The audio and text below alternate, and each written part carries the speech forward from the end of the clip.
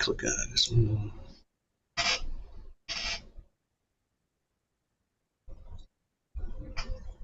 Okay.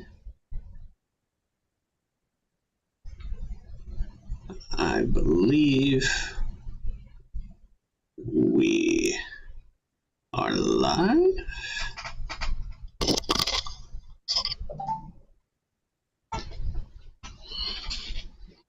I guess we'll do it. Are we going? You are now live on your channel. You don't watch sports? Yes. I just got an email from YouTube telling us we're live, so I believe we are indeed live on this day. All right, we are live.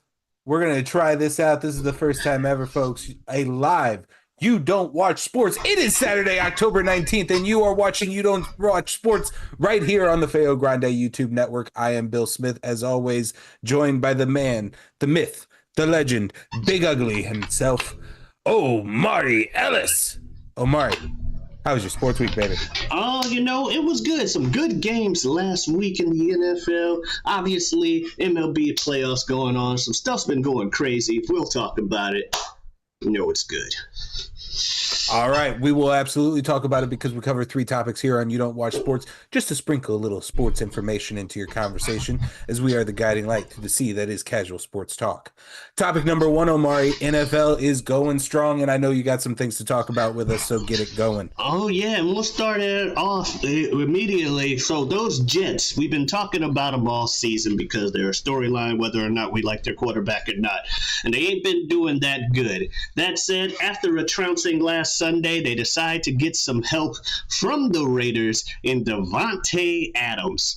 Will he help them? Who knows? But if you ask me, if you know anything about this channel, I have a saying that I stole from West Side Story.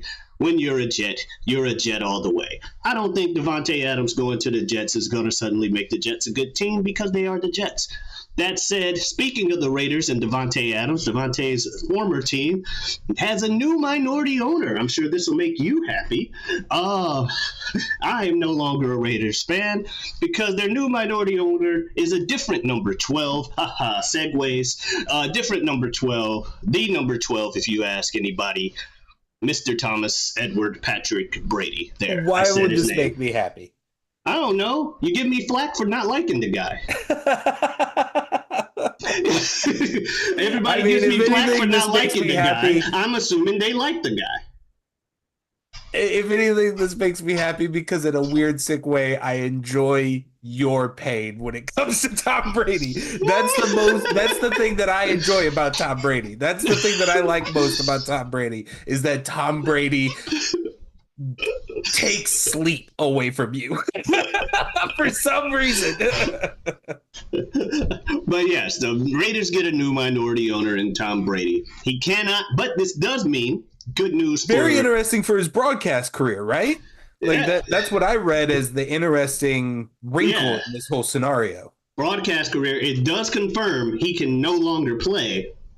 He is officially retired because owners can't be players in the NFL. Yes. So he is officially done. So we are free from that nightmare. But he's not going anywhere anytime soon.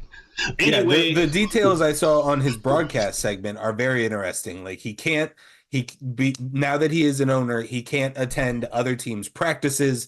He can't speak on the conduct of the refs or something else. It's just it makes his broadcast career very limited.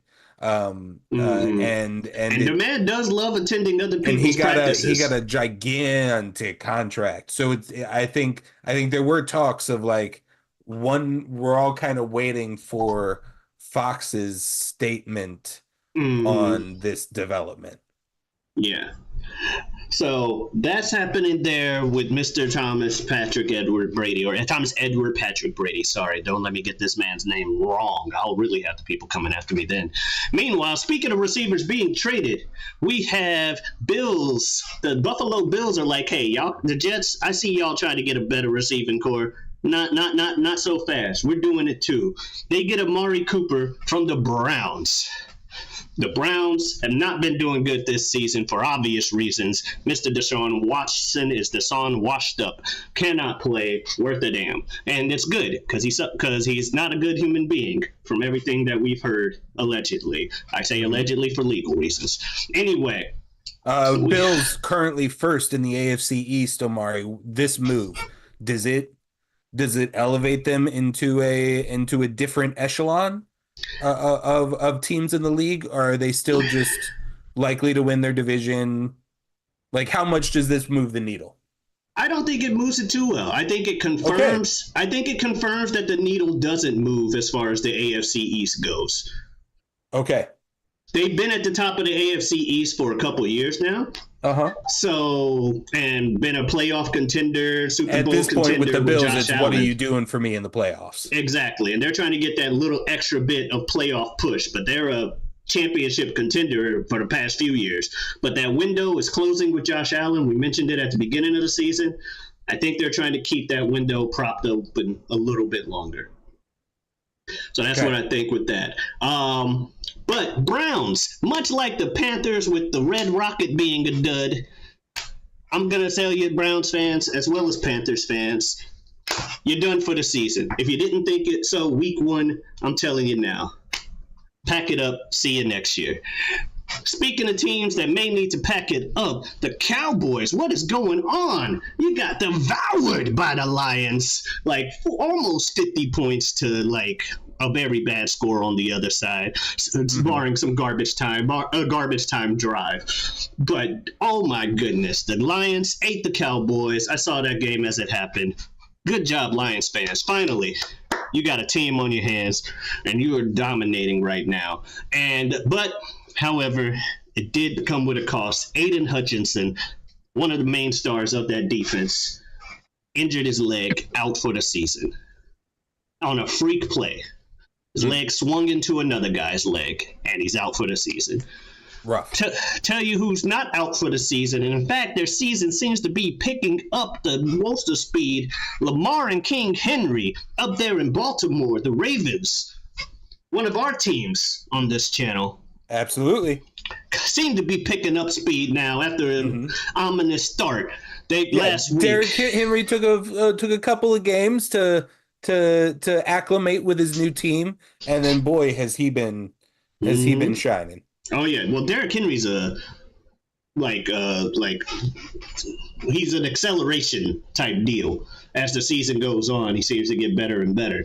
Based on like the one season of fantasy football I had him, where the first few games he didn't do good, but late in the season just. So it looks like we're revving up that engine. And this week, speaking of teams that are near that top echelon, we got a Super Bowl rematch as the 49ers are going to be playing the Chiefs this week. The 5-0 Chiefs playing the 4-3, not 4-3, like I think the 4-2 49ers.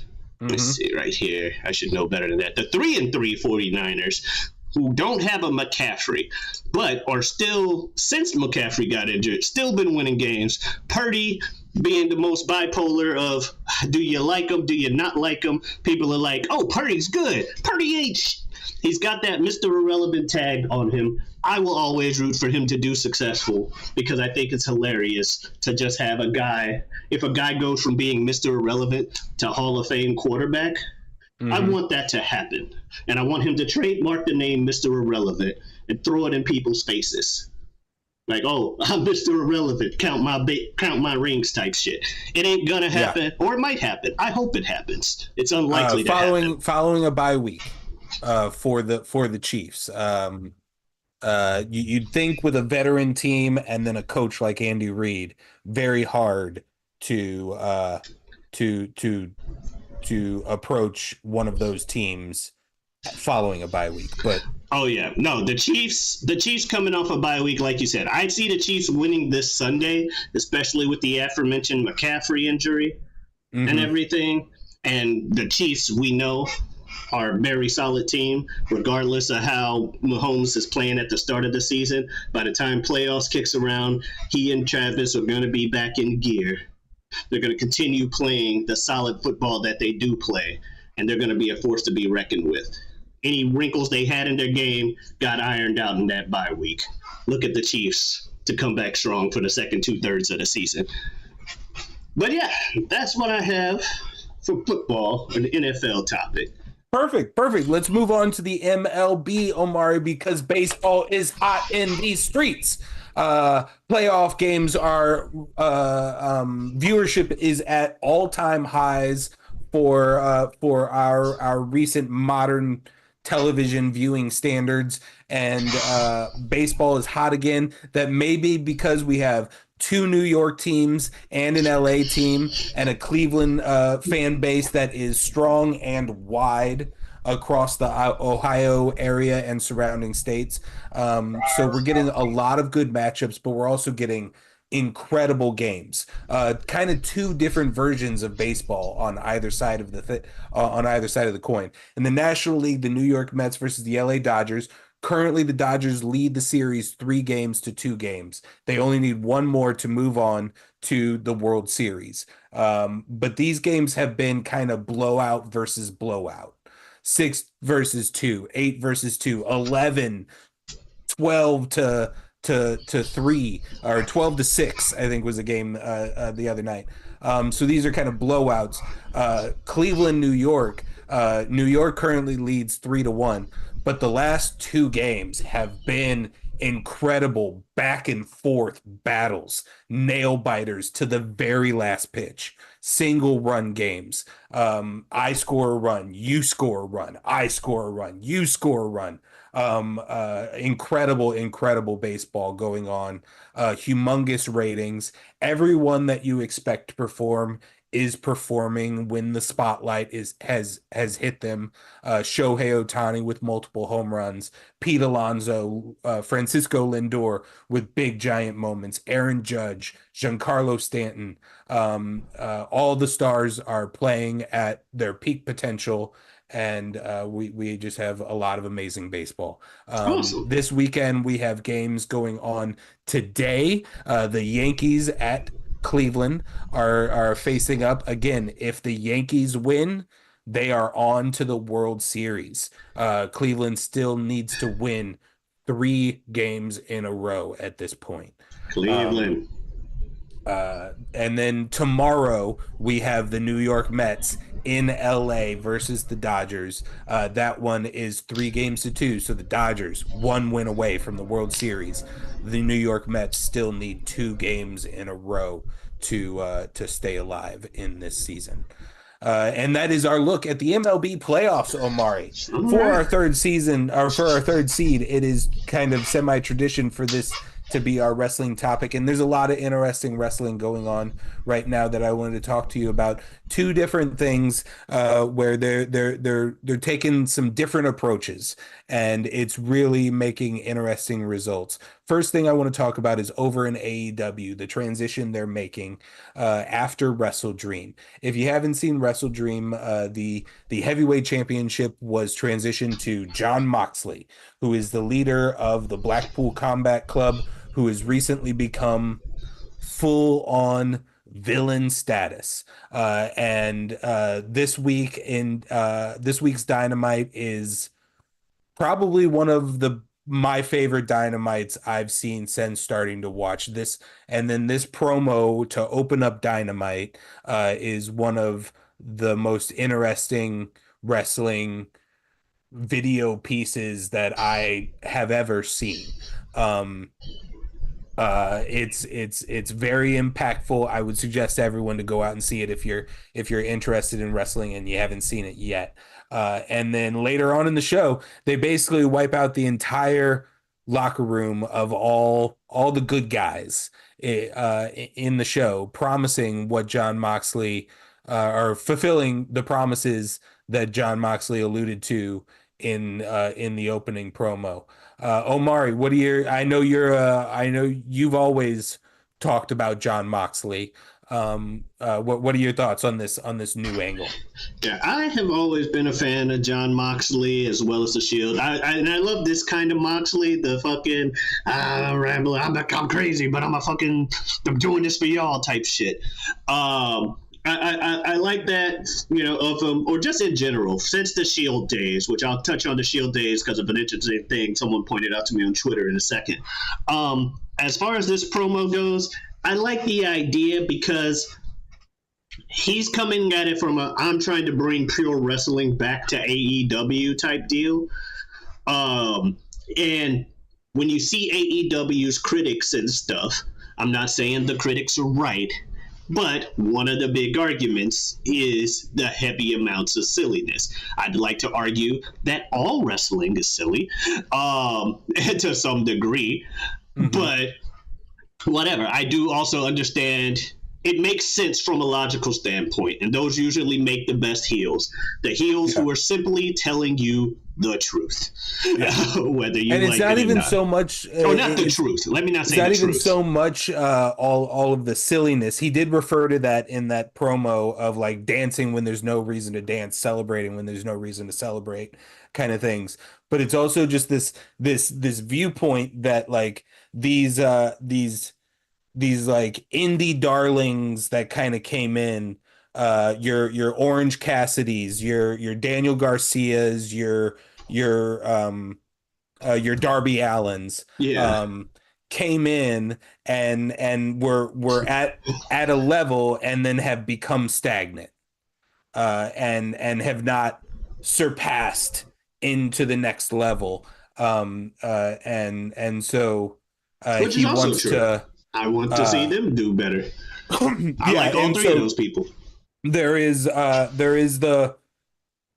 this whole angle has apparently, it was released, or I think last week, that this whole angle, as well as revealed that a good portion of the Tony Storm, Mariah May situation, it has been penned in large part by RJ City, who I really enjoy as a portion of AEW television, or screen, his on-screen character of RJ City as a support to AEW content. I've always really enjoyed, and to know that guy that I really like and is very interesting and intelligent is the one who is doing these intelligent, interesting angles on TV. I really like, but the idea that this could potentially hurdle these younger talent, the pillars of AEW that they used to talk about, even if it's not those specific four people that they used to discuss, but even if it could include them. One thing I do think is interesting, because it seems like it's meant for that section of our baby faces in the AEW locker room, is how and if we're going to keep a Will Ospreay out of this scenario. Why wouldn't the character that we've established of Will Ospreay be like, I'm not going to allow this to happen. I'm gonna get involved in this.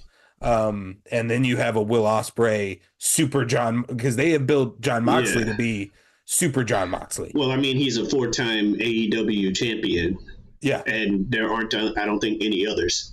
He is like, this is the kind of no selling that I like, is when you establish this kind of level of a character. I do not mind a forearm smash to the jaw that he just stares at you. It seems real in this scenario. And also, he came back so buff. Yeah, like, I feel like he's the biggest John Moxley I've ever seen. Definitely one of, if not the biggest John Moxley I've seen in a minute. But yes, very cool. One of my now immediately catapults into like top 3 AEW angles that I've experienced personally. I can give you that. One of the things that I find interesting about this whole Danielson and Moxley angle thing? Well, two things. One, the promo from about 15 years ago that someone that's been circulating online from Moxley and the Indies with him and Brian were both back in the day, where Moxley had just won that company's championship, throws it in like a duffel bag or something, and he's like, I don't give a damn about championship. I want Brian Danielson's head on a platter. That's what I want. And here we are 15 years later, and he pretty much gets a championship and that, which he immediately shows the championship in a duffel bag. Also, interesting note when you talk about the Shield, you might be about ready to mention it. Yeah. Seth Rollins was his last final match on Raw. Roman Reigns was his final match in WWE. Jon Moxley is his final match as a full-time wrestler. Man, I'm so happy I was a Shield fan day one. That is a good investment. They dominate wrestling today. That is a good investment. You can't deny anything about that. The stable that was, they have been the strongest. They may go down as it's 4 horsemen level at this point. Yeah, and they're one of the strongest factions ever. And it's crazy that it was literally just a stable that was only really meant to push Roman Reigns, allegedly. But Moxley and Rollins couldn't be denied their star power. And the Shield's first run until they finally lost their first match, they were just a force to be reckoned with. And it was the same kind of gimmick where they come in and they're just like, we don't like how things are being run. We go run things our way. And Moxley would be the main one giving promos for a while until it was Rollins being the architect guy. Ambrose at the time was just, also maniacal and stuff, but he was too crazy to be the leader in the architect. And then Roman was the big guy that yelled at you. And it worked. I was a fan of all three. And speaking of WWE, Omari, yes, they are also doing their own variation of playing with some new ways to tell a wrestling story, and it's a very interesting. The theories behind its generation is that crowds these days are too smart and are also just that when they realize they're a part of a big moment, good or bad, it's hard for them to not cheer, is what they're finding. So often heel turns live on stage will get cheers, even though next week on Raw, that character will get boos when he comes out and he does his promo about blah, blah, blah, blah, blah. Yeah, but people want the heel. They want to see the heel turn in a storytelling sense so much that they can't help but so what they've found a way around that, because they knew that was going to happen with Kevin Owens, because everybody loves a Kevin Owens heel turn. It's kind of one of his staples. So what they did is they did it after Bad Blood in the backstage area. So far, 0 WWE footage of the event. They only allowed it to happen in front of the fans that hang out along the guardrails backstage waiting for wrestlers to walk out to their cars or whatever, in eye of fans, and hoped that it would be filmed. They knew it would be filmed, obviously, but so far 0 WWE footage of it. Only found footage of a beatdown by Kevin Owens on Cody Rhodes. And then so far it has been we don't talk about that on any official WWE product. Raws, SmackDowns, until last night, where they addressed that Kevin Owens has released a social media video where he has found it disrespectful that WWE has not allowed him back to SmackDown events or Raw. He's not been allowed to any WWE event. And then we know that Randy Orton wants a match and that he will not be granted that match. and that if he wants to talk about it, he has to go above the general managers of the shows, which is likely his old faction member, Triple H. Lots of talk of what could be happening here, but how WWE is presenting this kind of angle exclusively through social media and using the internet wrestling community database as a whole to just kind of carry this story through. What are your thoughts on it? I'm loving the idea of it because you kind of touched on all the things like the fans are a little too quote unquote smart, and they take pride in being that smart. They take pride in being like, oh, we control everything, or at least trying to. Where it's like, you guys want your company to have this person as your face. We're going to do everything we can to say, no, we want this other thing. So certain moments don't get the responses you want them to because people are trying to take over. Not that that's a bad thing. You pay your money. You're allowed to tear boo whoever you want. Yes, I've heard all the arguments and stuff. But I like this guerrilla underground, like trying to bring at least a little bit of the, because you'll never get back to kayfabe days entirely. But if you can get just that little bit of believability that two motherfuckers don't like each other out there, like you have the backstage attack and all of that, like, oh shit, no, Kevin's, are you guys sure? They're not even talking about it on TV. Kevin just attacked a dude.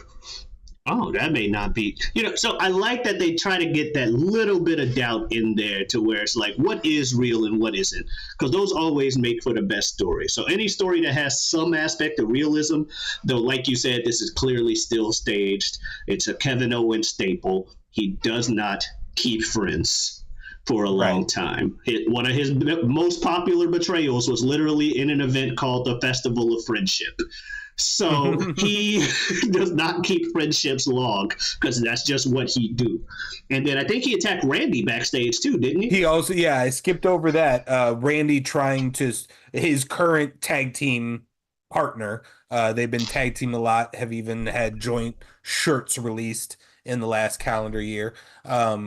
He attempted to smooth things over. RKO. Yeah. He attempted to smooth things over between Cody and Kevin attacked him backstage as well, which was only released through CCTV footage rather than traditionally being filmed like you would film it in backstage vignettes for wrestling. So yeah, interesting angles to go. I mean, in like a pie in the sky, they actually go the full Summer of Punk that was supposed to happen, and Kevin Owens makes some indie appearances, makes a TNA appearance or two, actually plays this I've been fired or I've quit angle. Somehow I would be really entertained to see that personally. So yeah, or honestly, this could just truly be the way. There is a percentage here where this is the way where he exits the company, where he thought of this idea of how he leaves. They're not exactly going. They haven't set the terms, or he wants to, just like Ricochet. You never know if there's just somebody on the other side that he just really wants to have a few matches with before he hangs up his career. He is a former tag team partner or stable partner with some people on that other company. Correct. In high power. So yeah. And I would imagine they would love to see him over there.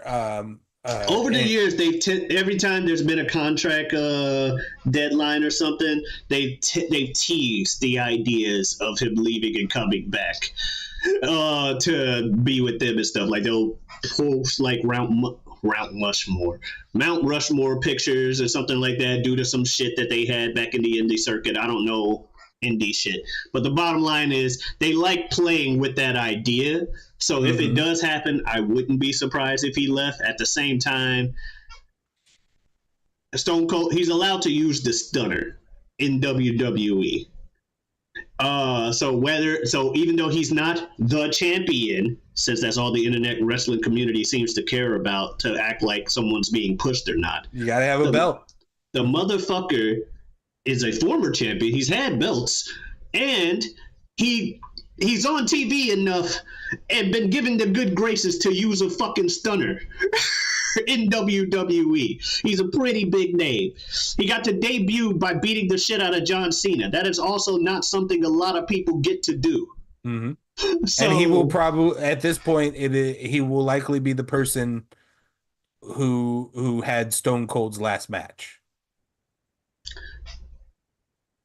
Also true. Like Stone Cold could make I think he's alluded in interviews that he's into like one more run in. He's got like one more run in, one more cameo kind of deal, in Undertaker style deal in him.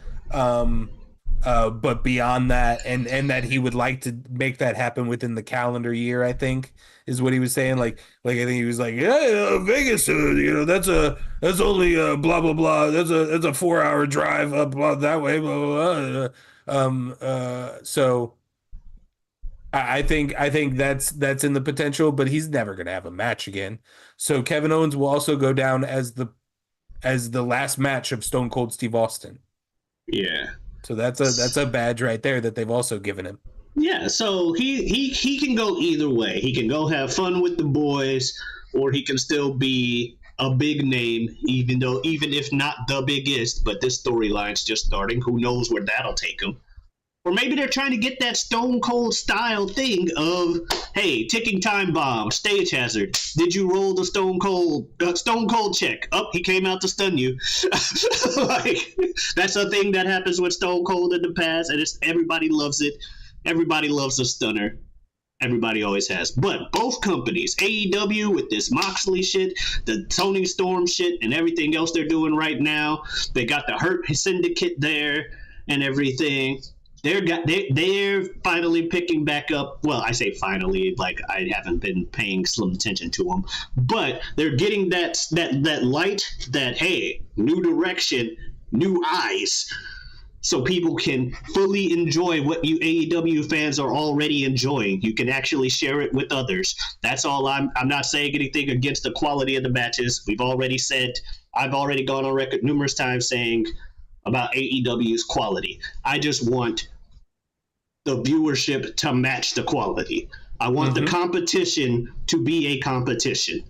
That's all I want, because it'll just be better for both companies pushing each other to be better. Yeah. WWE is doing their thing too, so I'm enjoying it. It's just a weird. I understand people who criticize. Like we know some folks that are like, I don't care. Like I don't care about the butts in the seats or the viewers on TV. I enjoy right. It's just I on some level, I like the things that I like to be successful. Then I'm comfortable with them. That it adds to my enjoyment on some level, and I don't know. Others, because it's the whole other people like what I like thing. No one likes being an outcast. Yeah. Like you don't like your opinion looked down on as the stupid one. Like I don't want my opinion to be a mark of my intelligence, which is what a lot of society, especially in the social media age, does. So you want as many other people that share your opinion that this shit is good, and you want proof. So when someone does naysay you, you're like, oh yeah? Millions of motherfuckers agree with me. Fuck you. Sorry. No. Yeah, we're live. It's not for kids. I clicked that box. But... yeah. Yes, absolutely. I mean, honestly, the greatest forbidden door is the door between WWE and AEW. That door is staying closed for the foreseeable future. That door is staying closed, but I imagine if there's there's only on the list of people who could potentially, some way, somehow creak that door open for a foot in and then a foot out to merge the two worlds in story just a little bit. There's very few names on that list, and one of them might be Kevin Owens. I agree with that. If he does a tour of the Indies and then comes in for a single match, it would be talked about. Yeah. If he comes in for a single match, continuing his WWE thread, and then going back into and then the next appears on a Dynamite and then runs into a SmackDown on Friday to attack Cody. It would be on another level for both companies. But you just don't know if WWE wants to allow that to happen. Mm-hmm. I agree with that. There's the theory of, rising tide raises all ships kind of thing. But yeah, at that point, that would feel more of a benefit to AEW than it would WWE. So I don't know and you got to have a give and take. Yeah. So a boy can dream. But if he cracks that door, or enough for them to even have a trade, like, oh, hey, this did this, someone makes an appearance here, whatever biggest name they got, pick that, make an appearance on WWE. Moxley does a Shield fucking reunion type shit, or or even just it appears. Mm-hmm. And does a not backstage full on reunion, but something with where the three of them. Yeah, that'll get people talking. Because we said, they run the fucking business now. Either that or a big Royal Rumble spot. Kenny cool. Omega comes into the Royal Rumble or something like that. Dude, the pop when any of those motherfuckers shows up. Oh, sorry, any of those individuals. Like a never WWE guy doing that. Like now we're just naming dream wrestling scenarios that would never happen. Yeah. Yeah. But a never WWE guy, like somebody like a Kenny Omega, who you would assume at this point in his life and career and his deep connection to AEW and his health, very unlikely that he has a contract that Tony Khan would allow for him to spend time in WWE. I would guess. Yeah. But you never know. But yeah, somebody like that, a Hangman Adam Page, a Swerve returning. If you 3, 2, 1, whose house? Oh my goodness. And then you have the entire Royal Rumble Stadium. Because surprise pops are the biggest pops. No matter where you at, whether it's Wembley at All In, surprise pops are the best. Swerve coming out in the main event at Wembley All In is not going to be as big as a Royal Rumble surprise pop. It just wouldn't happen. Same with a WWE person suddenly appearing at All In Wembley. That pop would be if Cody just came back for a one night, the pop would be insane. Wrestling has only one royal family. Scenarios that would never happen. With Bill and Omari. Check it out on Thursdays on Feo Grande YouTube channel.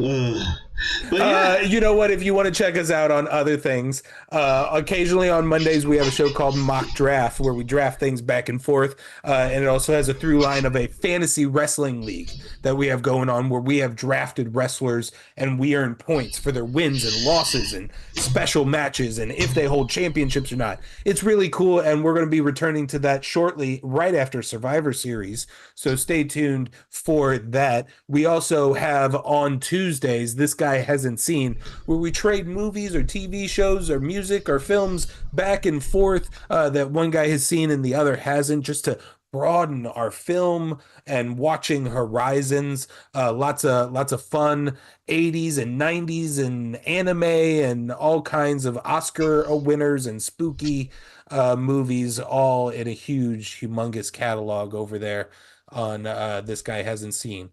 On Wednesdays, Omari has a special show with a friend of the channel, Super Jazz, Super Jazz. called Whatever We Want, where they talk about exactly that, whatever they want. Let the dice fall where they may. Every Wednesday. Eventually, we'll get back to being every Wednesday. Bit of a hiatus. Busy folks. The Aquarian has been rising over there. Yes. But yes, so that's that. And I also have a Twitter and Twitch at Giotavi. That is Giotavi. Come on in. Stop on by. Streaming every day, 2:40. Now, one funny thing about that everyday streaming, we're streaming on YouTube. So I may be streaming a lot more often here with some game stuff as well as the You Don't Watch Sports since I finally got that going. But we'll see how that goes going forward. But check us out. Yeah. I'm excited for it. All new possibilities here.